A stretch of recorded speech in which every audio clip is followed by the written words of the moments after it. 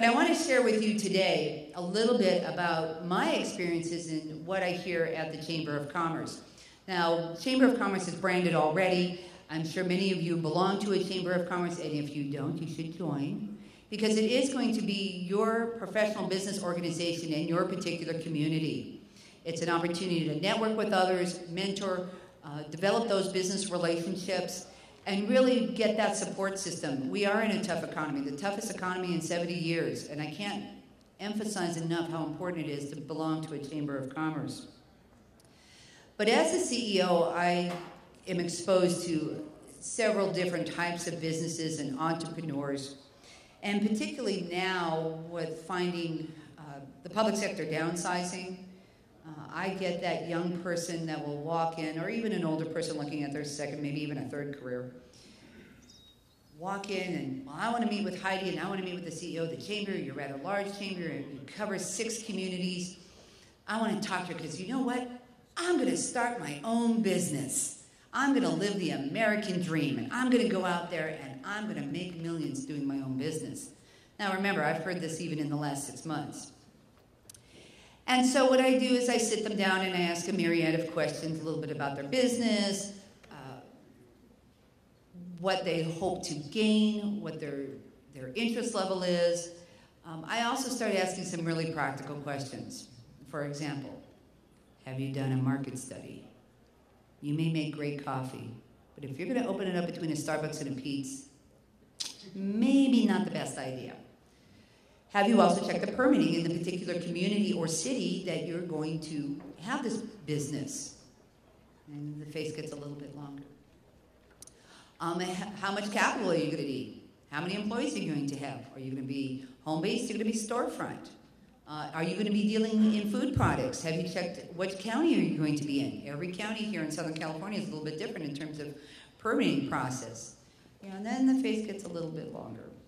And my job is not really to be the wet blanket and discourage these people. My job is to set them up for success. And so forewarned is forearmed. And so what I do is try to educate them and let them know that owning your own business is far more complex than just coming out and going, I'm going to live the American dream.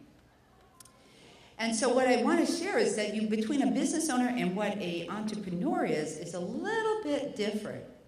So when I think about an entrepreneur, and you may have heard this story, and if not, I'm going to share it with you right now.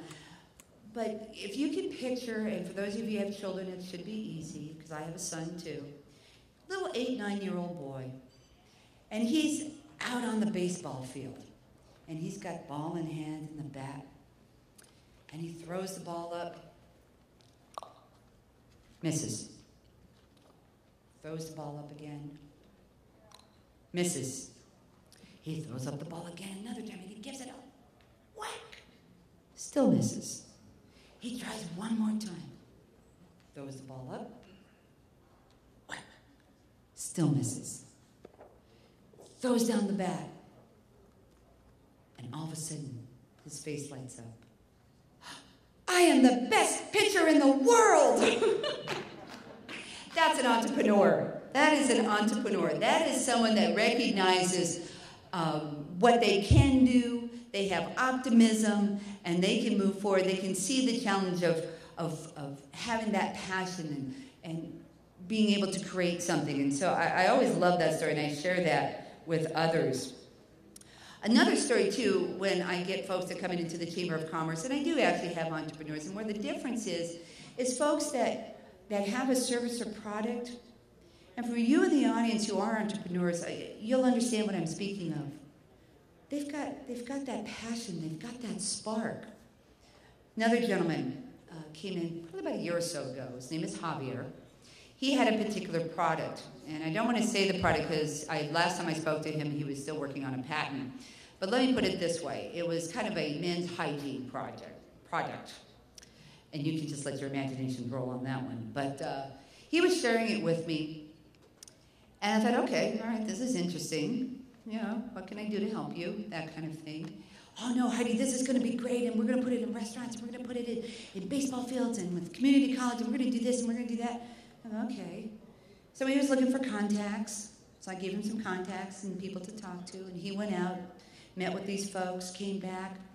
Oh, it was great, Heidi. I met all these contacts you gave me, and every single one of them said no. Yeah, now I'm thinking of the little boy with the baseball, you know. Really? Okay, but you know what? It's a great product, and I know it's going to sell. I know there's a market for it out there. Okay. How about some capital? You got some capital there? You got some people to back you up on it?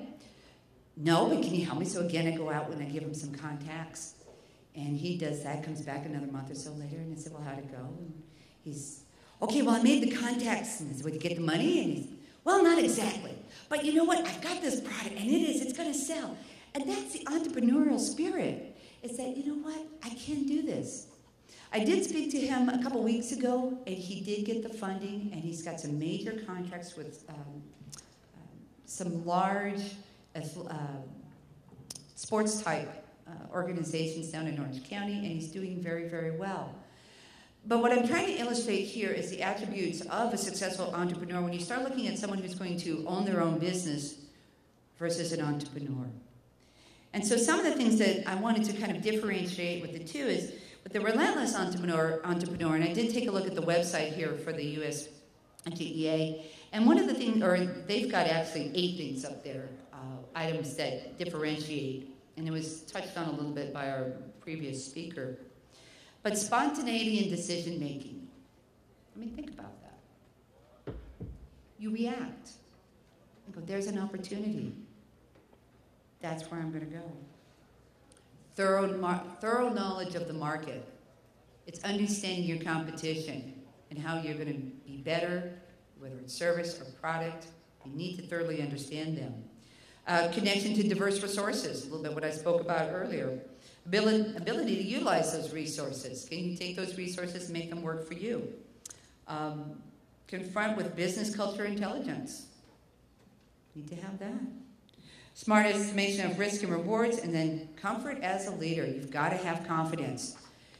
The world may be falling around all over you, but when you're going out and you're meeting with a venture capitalist or a banker, you've got to believe in your product or your service. I can do this. I can make this happen. You've also got to have some other attributes of what I see here at the Chamber. And again, it goes back to what the Global Federation talks about. It's belief. It's belief in yourself. I can do this. Again, going back to the little boy in the baseball field. You know what?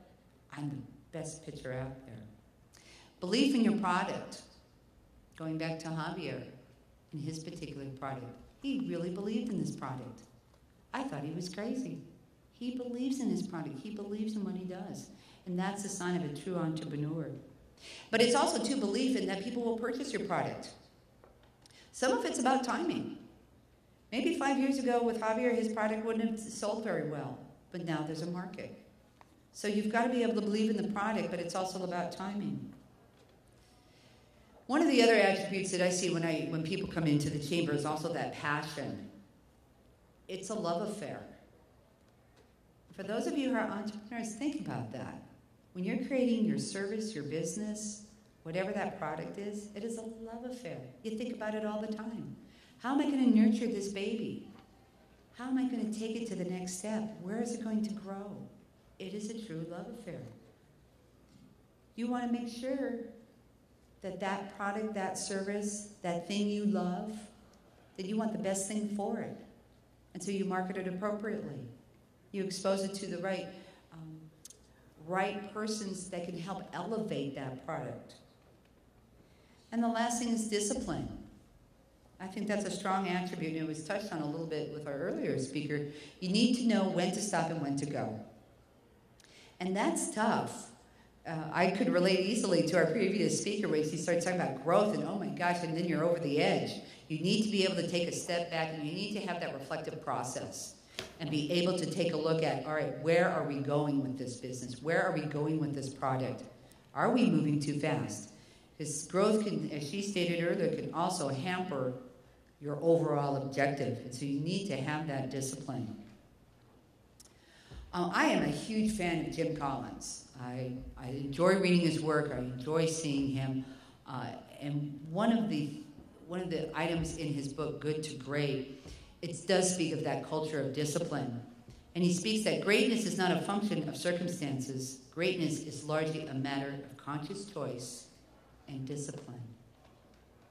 And as an entrepreneur, I think you need that more than ever in today's economy. You need to have that discipline. So a relentless entrepreneur believes in herself and her product. A relentless entrepreneur has passion. It's a love affair with that product or service. And a relentless entrepreneur is disciplined in choices. And so with that, I'd like to leave you with just those thoughts. Wish you tremendous success. Join your local Chamber of Commerce and enjoy the rest of the afternoon. So thank you very much.